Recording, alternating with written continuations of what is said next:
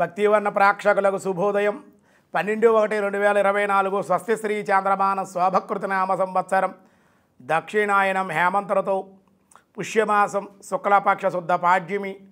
ఈరోజు పాడ్యం సాయంత్రం 4:30 వరకు పుష్యమాసం ప్రారంభమైంది. శూన్యమాసం శుక్రవారం. నక్షత్రం ఉత్తరాషాఢ నక్షత్రం సాయంత్రం 5:44, వర్జన్ రాత్రి 9:30 నుండి 11:01 వరకు, దుర్ముహూర్తం ఉదయం 8:50 నుండి 9:34 వరకు, మళ్ళీ మధ్యాహ్నం 12:30 నుండి 1:11 వరకు. సూర్యోదయం 6:38, సూర్యాస్తమయం 6:38. అమృత గడియలు ఉదయం 11:37 నుండి 1:09 వరకు. రాహుకాలం ఈరోజు ఉదయం 10:30 నుండి 12 వరకు కూడా రాహుకాలం. శుభ సమయం ఉదయం 6 గంటల నుండి 7 గంటల వరకు శుభకాలం. మధ్యాహ్నం 3 గంటల నుండి 4 గంటల వరకు శుభకాలం. ఈరోజు అర్షణ యోగం సాయంత్రం 4:41, భవ సాయంత్రం 4:30, బాలవ రాత్రి తెల్లవారుజాము 3:29 వరకు. శూన్యమాసం పుష్యమాసం ప్రారంభం కాబట్టి, పాడ్యమి కాబట్టి సాధారణమైన వ్యవహారాలకి ఈరోజు అనుకూలం. అలాగే మేష, వృషభ, మిథున, కర్కాటక రాశి వారికి మిశ్రమంగా ఉంది. సింహ, కన్య, తుల, వృశ్చిక రాశి వారికి కూడా సామాన్యంగానే ఉంది. ధనస్సు, మకర, కుంభ, మీనరాశుల వారికి కూడా మిశ్రమంగానే ఉందని చెప్పడం జరుగుతుంది. ఈ భగవద్గీతలో కృష్ణ పరమాత్మ ఏం చెప్తున్నారో చూద్దాం. పార్థాయ ప్రతిబోధితాం భగవతాం నారాయణేన స్వయం వ్యాసేనాగ్రదిత పురాణ మునిన మధ్యే మహాభారతం అద్వైతామృతవర్షిణీం భగవతీం అష్టాదశాధ్యాయిని అంబాత్వామనుసందదామి భగవద్గీతే భవద్వేషిణీ. యయేవం వేత్తి పురుషాం ప్రకృతిం చ గుణాస్పృహ సర్వదా వర్తమానోపి నసభూయోభిజాయతే. ఈ విధంగా పురుషుడు నిత్యతత్వమును, గుణరహితమైనటువంటి ప్రకృతి తత్వాన్ని తెలుసుకునినవాడు అన్ని విధాల కర్తవ్య కర్మలకు ఆచరించినప్పటికీ కూడా పునర్జన్మను పొందడు. ఎందుకంటే తెలుసు ఉన్నాడు కదా జీవుడు ఎవరు, కర్మ ఏంటి, ఇవన్నీ కూడా ఈ వివరాలన్నీ వాడు కనుక పరిశోధిస్తే తెలుసుకోగలిగితే కనుక వాడికి ఏ విధమైన కర్మలో కూడా అంటావు ఒకవేళ అంటినప్పటికీ పునర్జన్మ అనేది వాడు ఉండదు. నెమ్మదిగా కర్మ ప్రక్షాళన చేసుకున్నవాడు అవుతాడు. ధ్యానేనాత్మాని పశ్యంతి కేచిదాత్మానమాత్మన అన్యే సాంఖ్యేన యోగేన కర్మయోగేన చాపరే అని కూడా చెప్పడం జరుగుతుంది. అంటే సమస్త ప్రాణుల యందును కూడా సమభావంతో ఉండు పరమేశ్వరుని యొక్క సమత్వ భావంతో చూచువాడును ఆత్మహంతకుడు కాడు. అనగా తనను తాను నాశనము చేసుకోనను వాడు కాడు. తనను నాశనం చేసుకోడు, తెలుసుకుంటాడు. తను ఏమిటనేటువంటి తెలుసుకుంటాడు. నేను పరమాత్మ వస్తుంటే ఆయన్నే చెందాలనే ప్రయత్నం చేస్తాడు వాడు.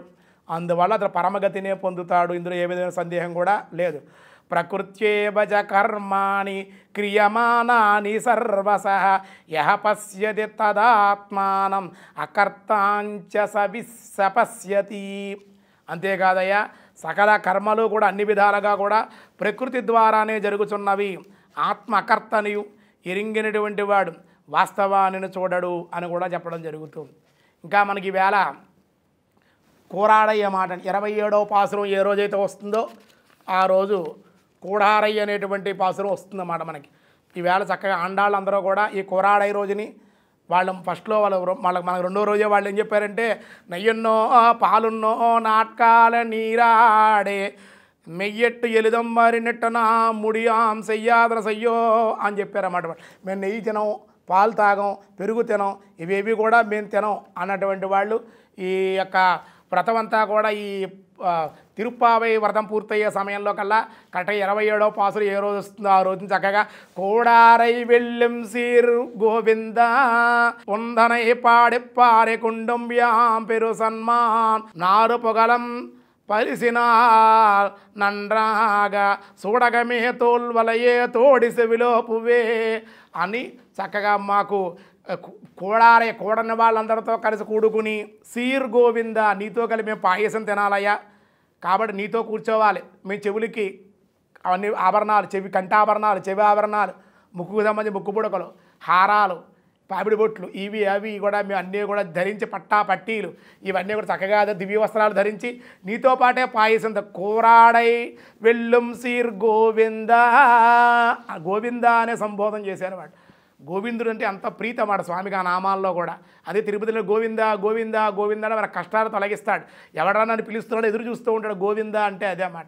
కాబట్టి గోవిందుడి యొక్క నామంలో ఎంతో గోవింద అంటే వేదానికి సంబంధించి గోవులకు సంబంధించి గోత్రానికి సంబంధించి ఇలా రకరకాల నామాలు. గోవులను పాలించేటువంటి వాడు గోవిందుడు అని కూడా చెప్పబడుతుంది. ఆయనకు ఆర్తిగా వినిపించుకుంటాడు ఎప్పుడైతే మనం గోవింద అంటున్నాము. మనం గోవింద అంటే తప్పుగా మాట్లాడుతూ ఉంటారు చాలామంది. గోవింద అంటే ఏదో పోయిందంటే గోవింద అలాగా గోవింద అంటుంటారు. అలా అనకూడదు మరి. ఏదో పోతే గోవింద అంటుంటారు. అంటే వెంకటేశ్వర పొగట్టేసేట అయితే ఏమన్నా అలా అనుకోకూడదు. గోవింద అనే పవిత్రమైన నామం. ఆ నామం విలువ తెలియక చాలామంది అలా మాట్లాడుతూ ఉంటారన్నమాట. చాలా దోషం అది.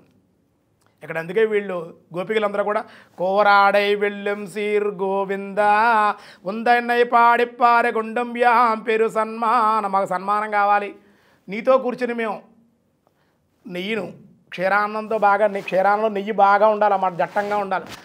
దిట్టంగా తయారు చేసిన ప్రసాదాన్ని ఈవేళ 108 గంగాలాల్లో ప్రసాదాలు వండుతారు. కొన్ని చోట్లయితే 108 రకాల ప్రసాదాలు కూడా వండుతారు. అడిసెల్ అంటారు. అడిసెల్ అని చెప్పి చేస్తూ ఉంటారు. ఈ పాయస పాత్రలో ఉండే పాయసాన్ని మోచేతుల వరకు ఒక పూర్వకాలం చేతుల్లో పోసే గిన్నెల్లో కప్పుల్లో కాదు చేతుల్లో పోసేవారు. ఆ పాయసాన్ని ఇలా తాగేవారు. ఆ తాగడంతో ఇలా నెయ్యితో కారి మా తాతల మూతులు అన్నట్టుగా చక్కగా ఈ నెయ్యిలా కారేది. ఆ విధంగా పాయసం తయారు చేయాలి. పాయసం తయారు చేయమంటే పిచ్చిగా పాయసం అంటే క్షీరాన్నము అంటే క్షీరాన్నం అని పేరు. దానికి ఏమిటి పలచగా తయారు చేయాలి. అన్నం బియ్యము బెల్లము నెయ్యి ఇవన్నీ కూడా వేయాలి.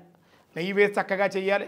ఉడికించాలి. బాగా ఉడికి అది ఎలా ఉండాలి గరిటిచారుడిగా ఉండాలన్నమాట. అంటే ఈ విధంగా గట్టిగా ఉండకూడదు అన్నమాట. అలాంటి పాయసాన్ని చేతిలో పోసి గోరువెచ్చగా ఉండగా నీతో పాటు తినాలని కోరికగా ఉందయ్యా అని గోపికలందరూ కూడా స్వామికి మరి స్నానం చేయించారు. మన హారతులు ఇచ్చారు. సింహాసనం వేశారు. ఇవన్నీ చేశారు కదా. మరి ఆహారం పెట్టడం ఏమిటంటే నేను రోజులు పూజలు చేసి అలాగే గుళ్ళోకి వెళ్ళి మనం బాలభోగాలు తీసేసుకోవడం కాదు. భగవంతుడు కూడా మనం ఏం బాలభోగం చేయించాం. చక్కెర పొంగలైనా చేయిస్తున్నామా స్వామికి భోగంగా? కట్టు పొంగలైనా చేయించామా? దద్దోజనం ఏమైనా చేయించామా? పులిహార ఏమైనా చేయించామా స్వామికి? ఏమన్నా గారెలు బూర్లు అప్పాలు ఇలాంటివి ఏమైనా స్వామివారికి ఏమైనా చేయించామా మనం అని మనం ఆలోచన స్వామికి కూడా భోగంగా సమర్పించాలి. అందుకే దేవాలయాల్లో ఈ కోరాడైన గిన్నెలు కూడా వాళ్ళు ప్రసాదం కింద పెట్టి గిన్నెలు కూడా ఇస్తూ ఉంటారు. ఎందుకంటే స్వామికి విశేషంగా భక్తులు చేయ విధంగా వాళ్ళే చేసి భక్తులకు ఇస్తూ ఉంటారు. భక్తులే స్పాన్సర్ చేసి చక్కగా వాళ్ళందరూ తనుకోకుండా రూపాయి వేసుకుని ఈ కోరాడైనటువంటి చేయాలి. కాబట్టి చేసుకుంటే చాలా మంచిది అన్న. ఈ విధంగా ప్రసాదం తింటే కూడా ఈ ధనుర్మాసంలో తిరిగి ప్రతి ప్రసాదానికి కూడా శరీరంలో ఉండే వ్యాధి నిరోధక శక్తి శరీరం బలాన్ని శక్తిని కూడా ఎంత చలిలో సరిగ్గా చలి ఉండదు. అలా అని చెప్పి వేడి ఉండదు. చలిగా కూడా ఉంటుంది. అలా అని చెప్పి వేడిగానే ఉండదు. కాబట్టి ఇటువంటి వాతావరణంలో ఈ చలి వాతావరణం కూడా కంఠం పట్టేసి ఈ ఫ్లమ్ము ఈ ఊపిరితిత్తులు ఈ జలుబులు ఇవన్నీ కూడా ఈ ప్రసాదాలు తినటం వల్ల ఏ విధమైనటువంటి రోగాలు కూడా వాళ్ళకు ఉండవు అన్నమాట. అదే ఇందులో ఉండేటువంటి రహస్యం అన్నమాట. 27వ పాసురంలో చక్కగా కోరాడై వెళ్ళం సీర్ గోవింద ఉందానై పాడిప్పరై కొండుయాం పెరుం సన్మాన్ అని వస్తుంది అన్నమాట పాసురం. ఆ పాసురం చేసి కోరాడై అనేటువంటి అందరూ కూడుకుని కలిసిమెలిసి ఈ గంగాల 108 గంగాలలో అరిసెడ్ అనేటువంటి ఈ యొక్క ప్రసాదాలని స్వామికి నివేదన చేసి విశేషంగా కృష్ణుని ఆరాధించి నివేదన చేసి ఏకహారతి ద్వయహారతి శంఖహారతి చక్రహారతి గజహారతి గరుడహారతి పంచహారతి మహాహారతి కుంభహారతి నక్షత్రహారతి కర్పూరహారతి ఇలా స్వామికి హారతులు ఇవ్వడం పాటలు పాడాలి అందరూ చక్కగా. మేము చాలా బాగా చేస్తూ ఉంటాం మా దేవాలయంలో. తులసార్చనలు ఇవన్నీ కూడా జరుగుతాయి. కాబట్టి ఈ విధంగా చేయాలని చెప్పి అందరికీ తెలియజేస్తూ ఉన్నాం. ఈరోజు స్వస్తి.